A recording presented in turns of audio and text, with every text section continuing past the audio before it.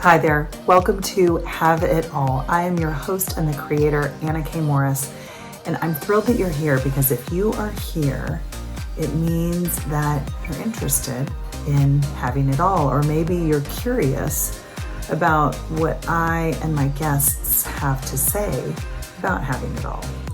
Can we? Do we know what it is that we want? And once we get it, are we wise enough to know that we have it? And are we worthy enough to hold on to it? That's what we'll be exploring on the podcast. I'm so happy you're here, and let's get started. Hi, everybody. Welcome back to the Have It All podcast. I am so happy you're here. I'm your host, Anna K. Morris. And I hope that you've had a chance to listen to Kelsey Murphy's recent interview. She was the last interview, I think it was episode 12. And talking about her version of having it all. So every single guest that I've had has shared about how they have a life that they love, how they've created a life of having it all.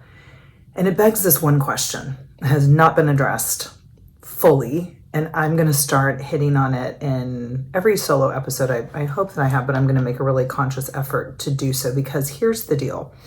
It's 2024 right now. When I started my own journey to having it all, fast forward to, or rewind to 2008, I was living in New York.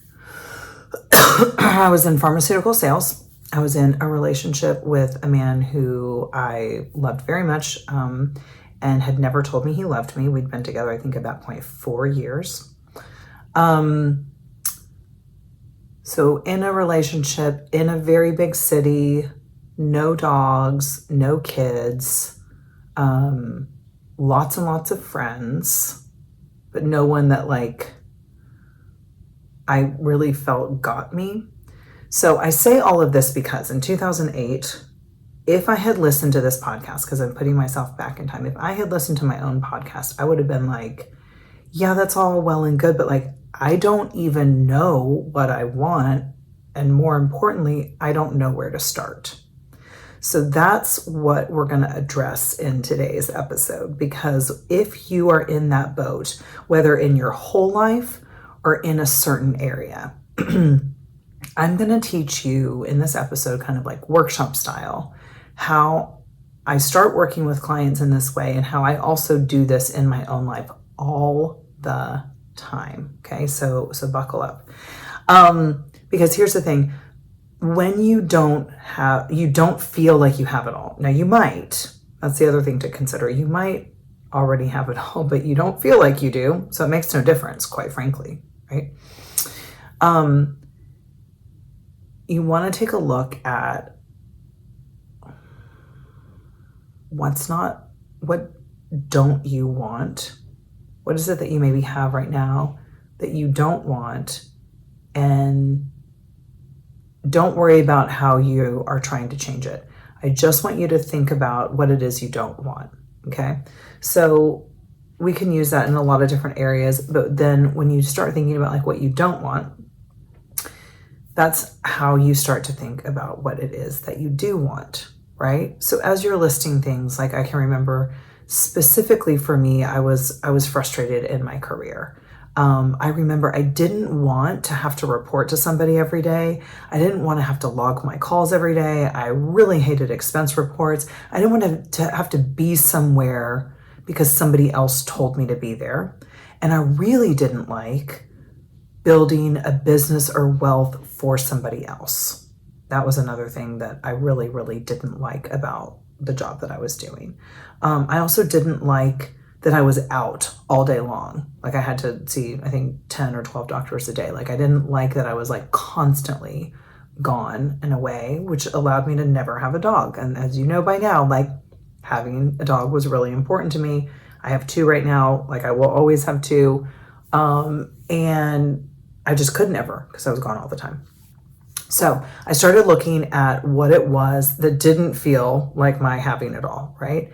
And only once I wrote those things down, because it helps, right? I have a notebook right here.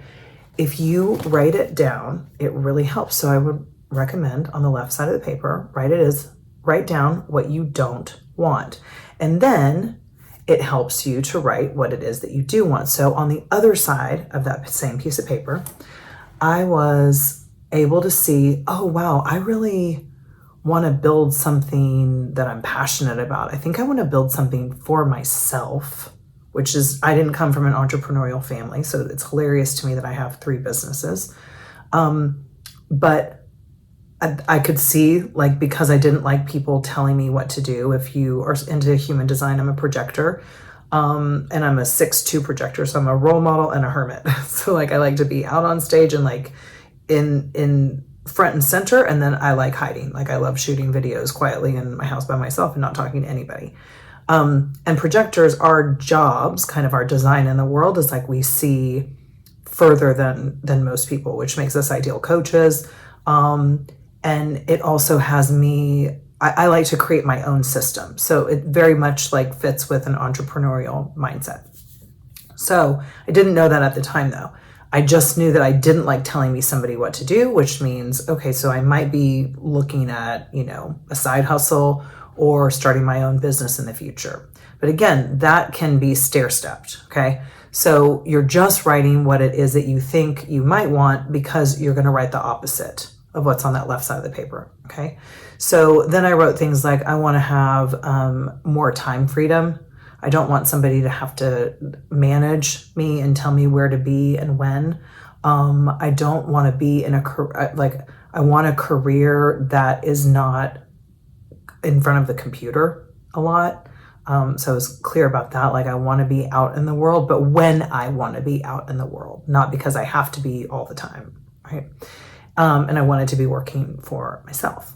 So that's how I started to take a look at like, okay, so what would be my vision of having it all specifically in my career? When we start to look at like all of the things that aren't working, it's really overwhelming, right? It's just like we talk about decluttering back on an episode with my guest, Hannah Antonsen. And it's like, it is so overwhelming and debilitating. And I speak from so much experience having just, cleaned out a house, and then like I had to do it room by room. Honestly, I had to do it inch by inch.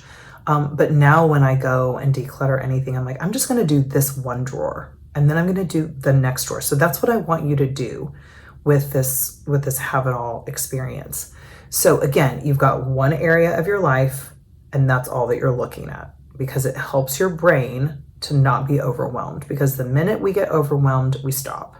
Right? I stop all the time. If I'm feeling like, oh my gosh, how am I going to have 100 podcasts and get to number 1 and I'm like, I'm not. I'm going to make one podcast and see how it feels. I'm going to make one podcast and my goal is to have like one person listen, right? It's not my mom because she doesn't know how to use podcast. I've shown her, but it doesn't work.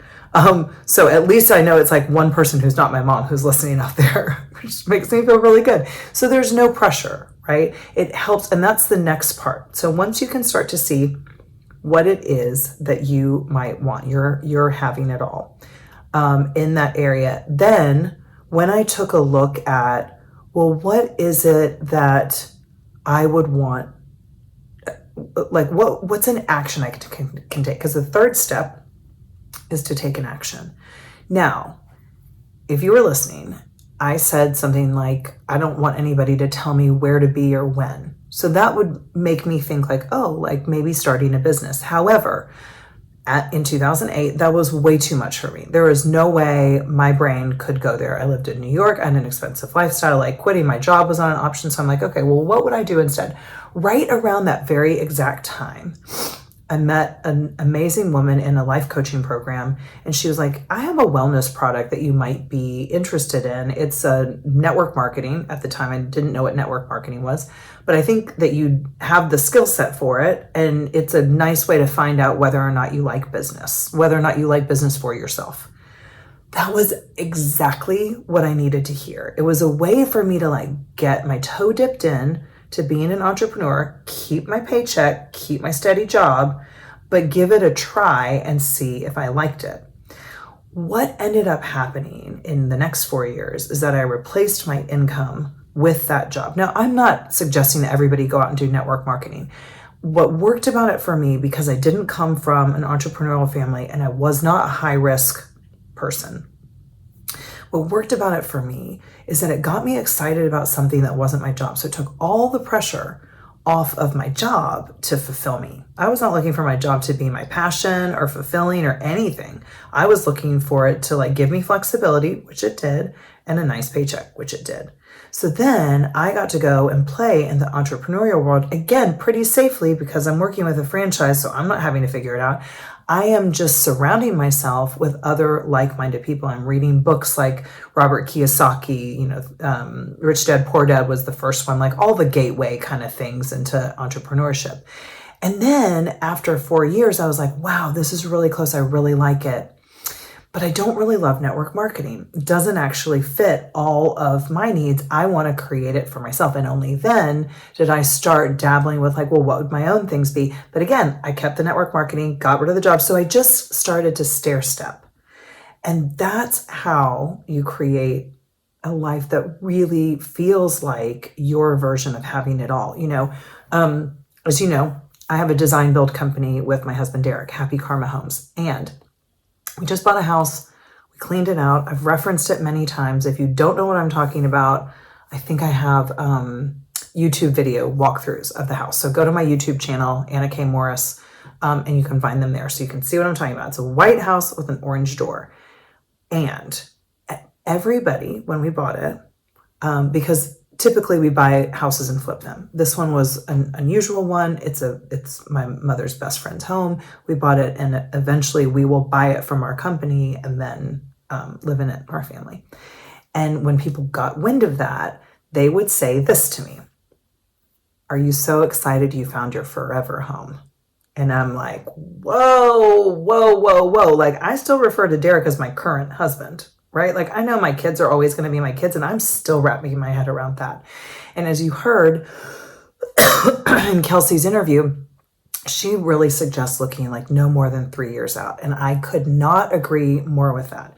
So for me, I really look at that house as the next 3 years. And my mom gets really upset. She won't listen to this podcast, so I can say it. But like, she gets really upset thinking that we would move, and we might, I'm not really sure. But like, I have an idea of like, I want to go on a travel trailer trip with our kids when they're like younger than 10 years old.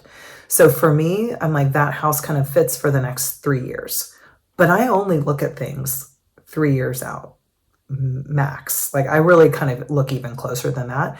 But when people would say to me like, oh, that's your forever home, you must be so happy, I'm like, calm down, because that's when my brain starts to get really significant about things like, I have to make sure I'm making the right decision and da da da da da, versus an artist way, Julia Cameron kind of approach, which is my whole background combined with Landmark, combined with yoga and meditation. But like, that sense of curiosity, that artist way of like, I don't know, I'm just going with how it feels. It feels good right now, and so I'm going to keep going. And when it feels bad, I'm going to take a pause, ask myself some questions, and see how I'm going to course correct, right? So Derek and I, all along the way of like selling everything in this house and like having it cleaned out so that it can start to be renovated, we keep checking in all along, because at any point we could sell it. And that's what I think is so nice about living like this, is that I'm always a work in progress. I don't have a lot of expectation that I'm always getting it right.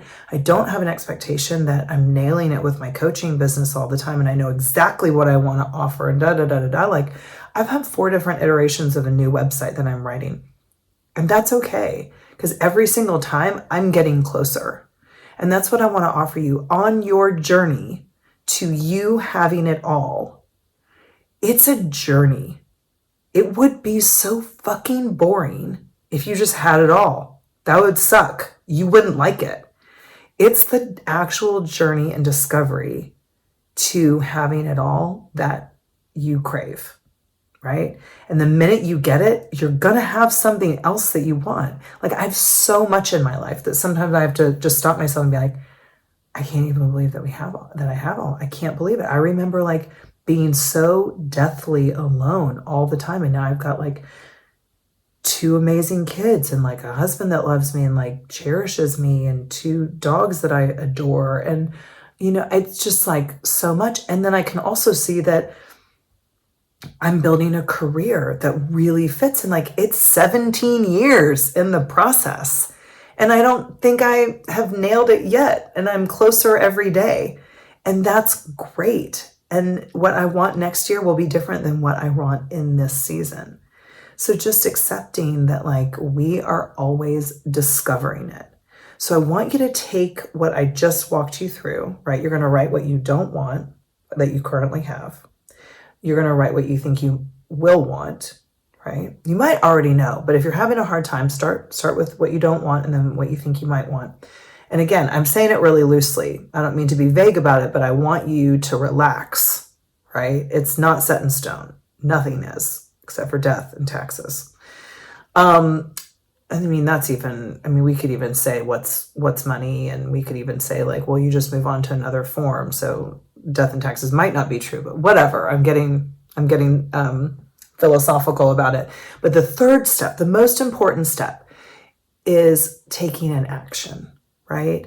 Nothing changes without action. So when you see that list and you see what it is that you want, I want you to look at the list of the things that you want and say like, what's a low hanging fruit? Maybe I return that phone call. Like for me, I'd really like to be out there and more visible and really talking about the specific way that I coach people because it's unique.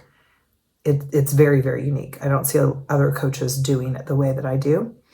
And I'm seeing that like, I need to be more visible. And yet I haven't responded back to my friend Jen's request to like be on her podcast, which would help me be more visible and more out there and, meeting new people and potential clients. Like that's an obvious action to take and I'm not doing it. So then that gets really fun because I'm like, well, what's that about, Anna? And that's a whole nother episode. But anyway, I love you. I hope that that's helpful. If you have any questions for me or you need some help along the way with this, please send me a message. You can just comment below or you can send me a DM. You can always email me. It's hello, HELLO, at AnnaKMorris.com. I love you. And I'll see you next week. Bye. Oh, not next week. In the next episode. I think that's Thursday. Bye. Thank you so much for being here. It is an honor and a privilege to have this conversation with you. As we expand in the world, what is it that we want?